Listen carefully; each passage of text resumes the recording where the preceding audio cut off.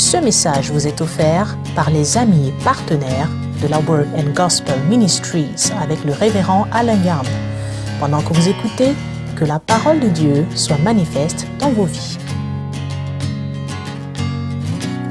Et je vous invite à aller dans le livre d'Ézéchiel, chapitre 37.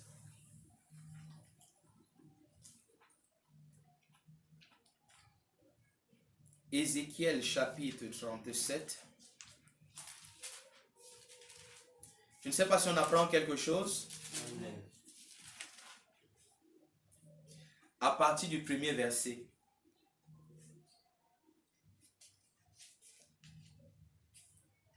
La puissance des paroles de la bouche. Que quelqu'un répète la puissance des paroles de la bouche. Par notre bouche, nous pouvons vivre. Par notre bouche, nous pouvons périr. Par notre bouche, nous pouvons nous enrichir. Par notre bouche, nous pouvons nous appauvrir. Est-ce que vous savez, bien-aimés, que la puissance de Dieu est véhiculée au travers des paroles de votre bouche lorsque vous professez la parole de Dieu? Et les paroles de Dieu dans votre bouche sont aussi puissantes que les paroles de Dieu dans sa propre bouche. Que quelqu'un me donne un vrai amen. Amen. Bien-aimés en Christ, il y a une très grande puissance déployée lorsque nous professons la parole de Dieu. Si nous prenons la parole de Dieu, nous la mettons dans notre bouche et nous la professons avec un cœur ferme, les paroles qui sortent de notre bouche portent la même puissance que les paroles qui sont sorties de la bouche même de Dieu. Parce que nous sommes créés à son image selon sa ressemblance. Amen. Parce que nous avons l'Esprit de Dieu en nous. Amen. Ézéchiel chapitre 37, à partir du premier verset, nous allons voir un extrait dans ce livre. La Bible déclare: la main de l'Éternel fut sur moi, et l'Éternel me transporta en esprit et me déposa dans le milieu d'une vallée remplie d'ossements. Il me fit passer auprès d'eux, tout autour, et voici, ils étaient fort nombreux à la surface de la vallée, et ils étaient complètement secs. Verset 3. Il me dit: Fils de l'homme, ces eaux pourront-ils vivre? Je répondis: Seigneur éternel, tu le sais. Il me dit: prophétise sur ces eaux et dis-leur: ossements desséchés, écoutez la parole de l'Éternel. Voilà Ézéchiel qui est transporté en esprit dans une vallée d'ossements desséchés. Il dit: les eaux étaient complètement secs. Ce n'étaient pas des corps. Ce n'étaient pas des corps en putréfaction. C'était des eaux secs. Une vallée d'ossements desséchés. Et lorsqu'il est en train de regarder, Dieu lui dit: est-ce que tu penses que ces eaux peuvent revenir à la vie? Il dit: Éternel, toi seul tu sais. Dieu lui dit: prophétise sur ces eaux. En d'autres termes, parle. Utilise ta bouche pour parler à ce qui est sec. Utilise ta bouche pour parler à ce qui est déformé. Utilise ta bouche pour parler à ton corps qui est malade. Utilise ta bouche pour remplir ton compte en banque. Utilise ta bouche pour restaurer toute situation qui est autour de toi. Dieu te pose la question ce jour. Penses-tu que dans ta famille, cette situation peut être restaurée? Penses-tu que l'équilibre peut revenir entre ton mari et toi? Penses-tu que l'équilibre peut revenir entre tes enfants et toi? Penses-tu que l'équilibre peut revenir dans ta nation? Penses-tu que l'équilibre peut revenir dans tes finances? Penses-tu que l'équilibre peut revenir dans ton corps? Il dit: prophétise. Utilise les paroles de ta bouche. Pas pour pleurer, pas pour accuser, pas pour te lamenter. Mais prophétise. Le mot c'est prophéitero. Prophétiser veut dire parler sous l'influence d'un autre. Parler de la part d'un autre. Et cet autre ici, en ce jour, c'est Jésus-Christ. Amen. Lorsque nous ne connaissons pas ce que Dieu attend de nous, il sera difficile pour nous de parler ces paroles. Voilà pourquoi est-ce que nous avons besoin d'être chargés dans notre esprit de la parole de Dieu, afin de relâcher cette parole. Amen. Amen.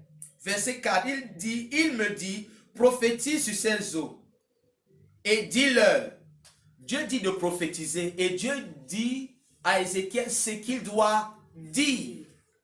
Si tu es malade dans ton corps, bien-aimé, qu'est-ce que la parole de Dieu dit? Ésaïe chapitre 53, à partir du verset 4, il dit cependant, ce sont nos souffrances qu'il a portées, c'est de nos douleurs qu'il s'est chargé. Le châtiment qui nous donne la paix est retombé sur lui et c'est par ses meurtrissures que nous sommes guéris. Alors si je veux prophétiser, si je veux parler ce que Dieu a dit concernant la guérison, je dois m'aligner à ses paroles et je peux dire, je prophétise que par ses meurtrissures, mon corps est guéri. Je reçois la guérison dans mon corps. Amen et amen. Amen. Vous verrez certainement la guérison se manifester.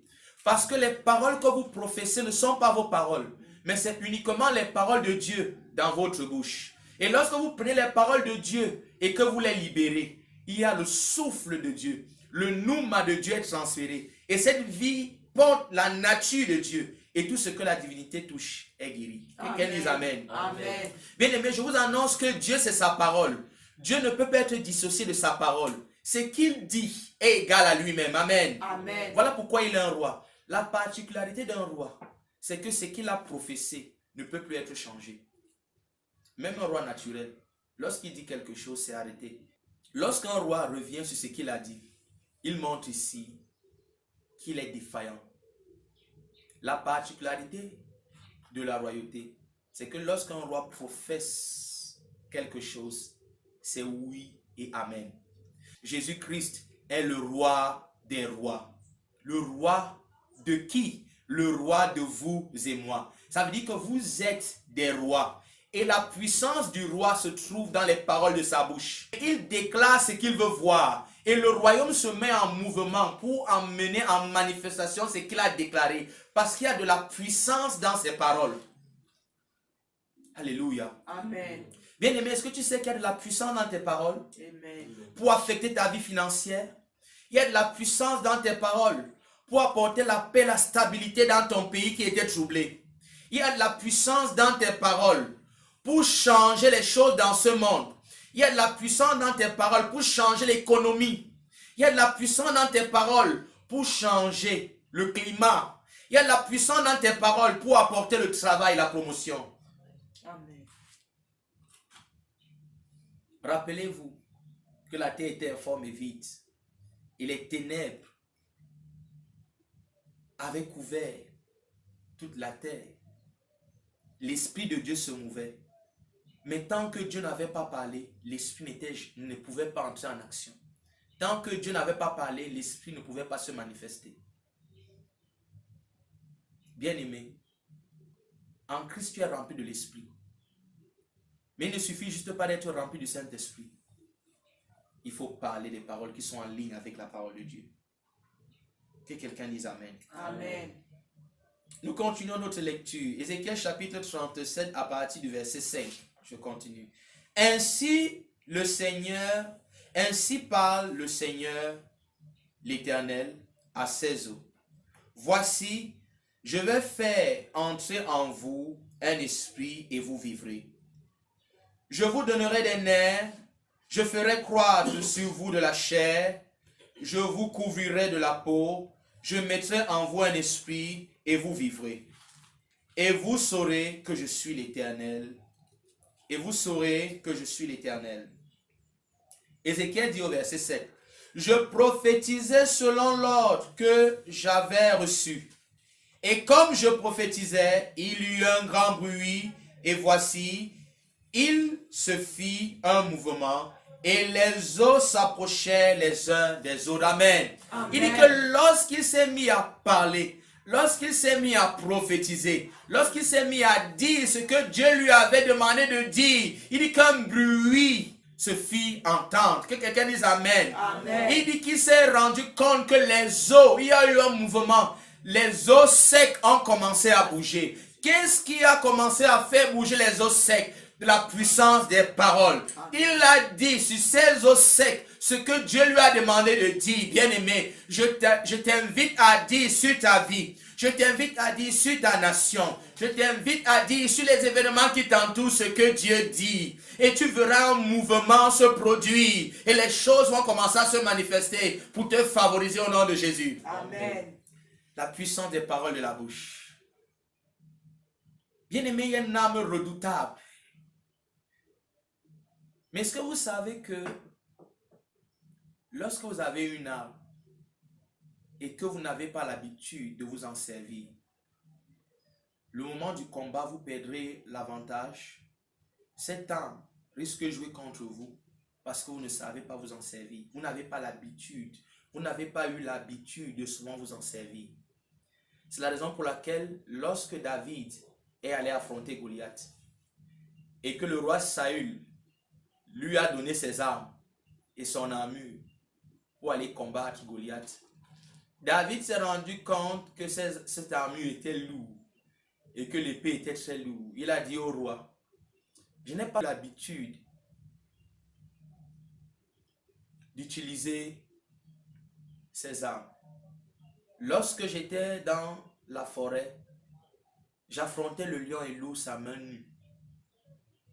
Et aujourd'hui encore, l'Éternel me délivrera de ce Philistin incirconcis. Ce Philistin qui insulte la nation d'Israël. Ce Philistin qui insulte le peuple de Dieu. J'irai l'affronter au roi, mais pas avec ton arme. Parce que si je m'en vais avec ton arme, je risque de perdre l'avantage dans le combat. Je n'ai pas l'habitude d'utiliser ton arme. Mais j'irai avec mon carquois chargé de 5 pierres. J'ai souvent eu l'habitude d'utiliser ma fronde avec laquelle je me sens à l'aise. Et nous connaissons tous l'histoire. Il a utilisé juste une seule pierre pour abattre le redoutable Goliath. Lorsque vous ne connaissez pas utiliser l'arme qui est votre bouche, vous allez manquer de vous en servir et elle va se retourner contre vous. Rappelez-vous Proverbe 18 à partir du verset 20 qui est notre verset de base. La vie et la mort sont au pouvoir de la langue. Savoir utiliser notre bouche, nous vivons. Ne pas savoir l'utiliser, nous mourons. Savoir utiliser notre bouche, nous pouvons restaurer les situations de notre vie. Et ne pas savoir, nous pouvons les empirer. J'ai vu beaucoup de personnes expérimenter les difficultés juste parce qu'ils avaient mal utilisé les paroles de leur bouche. J'ai vu des familles être détruites juste parce que les paroles de la bouche n'ont pas été utilisées de manière appropriée. J'ai vu des personnes mourir avant leur temps parce qu'ils ont reçu certainement d'un père. Toi, si tu seras un bandit, toi, cette fille, tu es une prostituée. Vous ne serez jamais rien dans votre vie. Et effectivement, ces paroles ont conditionné ces enfants à ne devenir que des bandits, que des prostituées. Et dans cette prostitution, les maladies sont entrées. Dans ce banditisme, ces enfants-là sont retrouvés dans des fusillades. Ils sont morts. Mais qu'est-ce qui les a tués? Ils ne sont pas morts par les balles. Ils ne sont pas morts par ces maladies. Ce sont ces paroles qu'ils ont reçues qui les ont tués. Faisons attention aux paroles de nos bouches.